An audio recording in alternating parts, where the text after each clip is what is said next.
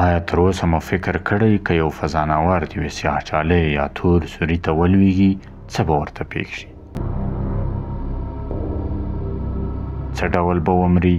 اصلا په سیاهچاله کې دي څه؟ ولې حتی نور هم نشي ترې تښتېدلی؟ نن د هستۍ یوې خطرناکې برخې ته سفر کوو.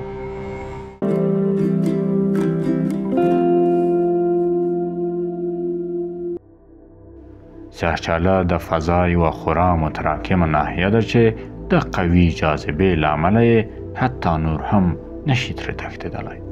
سیاهچالې معمولا هغه وخت رامنځته کیږي چې کله یو ستر او زوړ ستوری منفجر او بیرته په ځان کې توی شي. د سیاهچالې پر شاوخوا کې د افق رویداد په نوم یوه منطقه ده چې کله یو څه له دې برخې تیر شي نو بیرته یې د راګرځېدو لپاره هیڅ لاره نشته. هغه که فضانورد وي، که کومه ډبره او حتی که نور او وخت. سیاهچاله د هر څه په ډېر شدت سره ځان ته کشوي.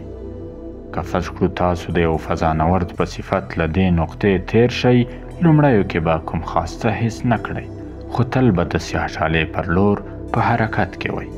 کله چې سیاهچالې ته په نږدې کېدو شئ، سرعت به مو خورا تیز او پښې به مو چې سیاهچالې ته ستاسو د سر په پرتله نږدې دي ورکش شي، او دا کشوالی به دومره ډیر شي چې ستاسو بدن به خورا اوږد او نازک حالت ولري. راځئ فرض کړو د یو فضانورد قد 1 متر و 70 سانتۍ دی، خو سیاهچالې ته په نږدې کېدو به په څو ملي ثانیو کې د ده قد څو کیلومتره اوږد او ضخامت به یې د یوې ستنې زرمه برخه یا 1 نانومتر شي. نانومتر یعنی د متر میلیاردمه برخه. دا به هغه وخت وي چې د فضانورد بدن به خپل اتومي جوړښت له لاسه ورکړی وي، ځکه د سیاهچالې د جاذبې قدرت د مولکولي او اتومي پیوندونو په پرتله سخت عمل کوي.